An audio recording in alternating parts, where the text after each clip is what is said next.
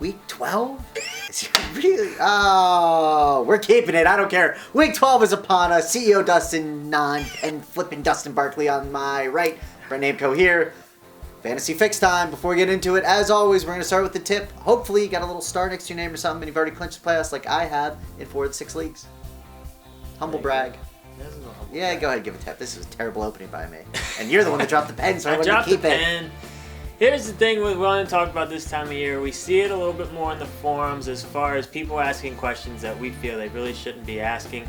Because you're overthinking, because you're so worried about, you're right on the bubble. This is a, must-win. Must-win situation. This is a must-win week for me. Don't overthink things. We always say it all the time. You'll hear every expert say it. You're starting your studs. You're not getting cute is the key word right here.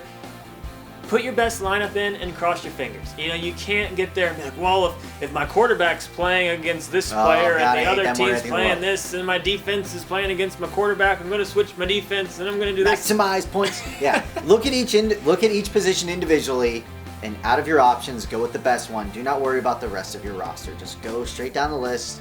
What are my best options? Don't get cute this time of year, because more times than not, it'll burn you.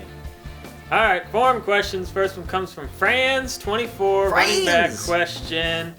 Isaiah Crowell at Atlanta. Fred Jackson versus the Jets. Assuming Jackson plays, who are you going with? Yeah, this is actually kind of interesting. And as Dustin said in his waiver wire show, clearly the coaching staff of the Browns hate fantasy football. It's awful. It's so true, though. But I do have a feeling Crowell's going to hang on to it.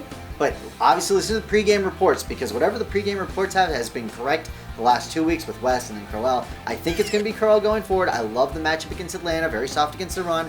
Fred Jackson is going to be kind of, I think it's a two-headed monster with him and Bryce Brown. But the Jets are a terrible defense overall, but pretty good against the run. I'm going Isaiah Crowell. All right, Dustin. T-Saints, 25-22. 1-0, two-quarterback league. Josh McCown, and he specifies two quarterbacks because these are some bad options. Josh McCown at the Bears or Kyle Orton versus the Jets.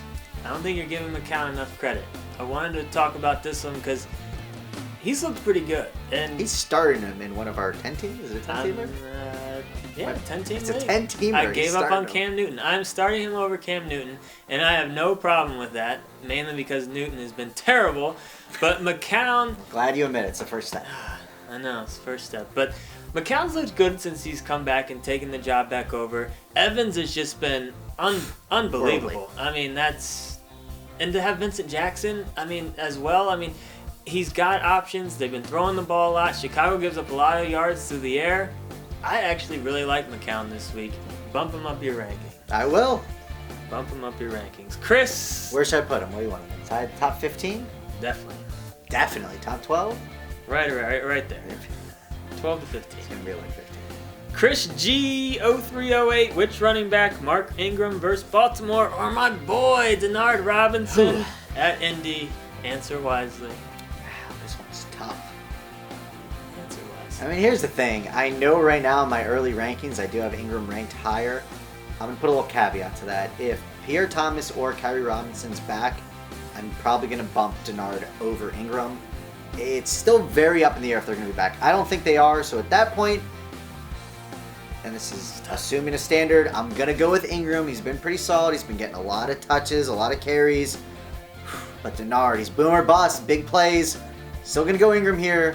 It's tough. If you can put him as your wide receiver somehow, that's great.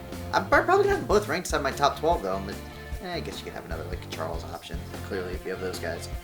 All right, Dustin. Bust sleepers and deep sleeper time. My bust, I'm going with Jeremy Hill. And here's why I'm saying it. That's not the real reason you're saying it. You just want Gio to be good. Of course I want Gio to be good. I love Gio. I have him on a couple of teams. All the reports are going to talk about how it's going to be this nasty timeshare and Hill's going to get all these touches. It was a timeshare before Bernard got hurt. Hill was getting enough touches. All I'm saying with Hill is don't read too much into the reports thinking he's going to get 15 plus touches. He might, he probably won't. We'll see what happens. I think it's going to be pretty much 50-50 split. And I think Bernard is going to go back to what he was, and Hill might get a few more carries than what was happening before Bernard got hurt. But don't go crazy. Ingram, Robinson, Bernard. rank them? I mean, it depends on Bernard's health, but I think they're the cost. They're putting them all in the same, like in the top 10? That's right where Bernard Hills should be. Below? Bernard's always one play away. He They'll is. get him into space. My sleeper is going to be C.J. Anderson. The matchup on paper isn't that great, and I think obviously people were excited about him last week, and he disappointed. But the Broncos' entire offense basically disappointed based off of what we're normally used to seeing. Manning throws for 400 yards, and we get mad. But here's the thing with Anderson. I think he's going to rebound. I mean, that offense will have more opportunities this week. I think put Anderson back in. Don't shy away from him. And my deep sleeper is Josh McCown. I like him this week. I think he has a big Love upside. him.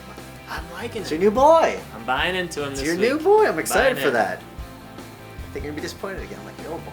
All right. Don't say that. Actually, we'll see. My bust is going to be Gray. I mean, after you do 200 yards and 4 touchdowns, how can he not be a bust? Here's why. I know, obviously, I'm being half sarcastic because that was such a ridiculous day. He's going to be ranked right around 20 for me. And they're maybe even a little bit under that just for running backs. And the reason why is Belichick he also hates fantasy football. And Yes, he does. He's the emperor of original, hating it. the Yeah, original. old school there. If Gray I don't think suits up well with the lines. Their front in between the tackles is very good, and that's where Gray was running all against the Colts. So I think they're going to spread it out more on the wings. It seems like this could be a game where Vereen is actually more featured. He might not be. He might. Who knows? He's not a guaranteed plug-in for me. I actually got him in a couple leagues. I used the number 1 waiver on him in a few leagues actually, and I'm probably not starting him because I got like Robinson and a few other guys like that I'm going over him obviously. My sleeper, I don't know if he classifies as sleeper or not, but Josh Gordon, for the love of God, I think this guy is going to absolutely blow up this week. For some reason on the early depth charts, he's at number 7 for the Browns. Don't believe that. I know the Falcons aren't believing that. I'm calling it over double-digit targets, minimum. He's going to get 10 targets this week, 100 yards, maybe a touchdown. I think Josh Gordon, he's at number, 14 in the rankings. I'm going to be bold. He's going inside my top 10. Remember what he did last year? He's good. It was ridiculous He's last good at year. football. My deep sleeper is Niles Paul, and that's a caveat. If Reed doesn't play, I'm putting him as a sleeper just because the tight end situation has been terrible. If you own Allen, he's not playing, and you didn't get Fleener, and just a lot of variables going on with the tight end position. If you have Walker, who knows if he's playing. And other than Jimmy and Gronk, it's been pretty ugly. Thomas, you're just looking for a replacement. I think Niles Paul is actually a decent option, especially in PPR leagues. He's good catching the ball. I think with all of the news that's going on with RG3 right now, he's going to have an okay game against the 49ers. And again, if Reed's out, Niles Paul starts, he's going to be a top 12 tight end option for me this week. So if you're hurt, go ahead. Go with us or Mike stuff. I know I talked a lot. You don't like that. You did talk for That's a really long excited. time right there. All right, let's talk about Mike's And I was picks. hunched the whole time. His dud is Robert Griffin III. I mean, here's the thing with him. I mean, hopefully you're not thinking about starting him anyway, but he's saying pretty much stay away from him at all costs. I would start McCown over. Of course you would start McCown over. 49ers D on the road. You're not necessarily loving that. His sleeper is going to be Kobe Fleener, especially if Allen misses week 12. I mean, Fleener's looked good over the last couple weeks. Luck's been looking his way, so that could be a nice matchup. College for you. teammates. Oh, They even college room together. teammates. And his deep sleepers, Charles Johnson with the Vikings. Their receiver situation's been a mess. I mean, Patterson's been disappointing. Understatement for sure. Hopefully they were hoping to get AP back, maybe open up the pass a little bit, but that's not going to happen. But Johnson's been kind of one of the bright spots over the last couple weeks. They could be playing from behind, which they've been doing a lot of this year. Wrinkle your paper. It's AD. You always call him AP. And I know everyone else calls him AP as well now. It's AP. His It's name is AD. Adrian Peterson. No, but it's all I day. call him AP. Everyone does. And it That's kind of right. is, and he just has to deal with it. I'm going to go with the basketball shot for my bold 7-2. That wasn't bad. It's pretty good. Got any questions? Post them in the forums. We'll see. Yeah. Ooh, and they're gonna see that too. So definitely keep it. Ooh, Oh my God. that was a good one. You were so excited about That that. was a good one.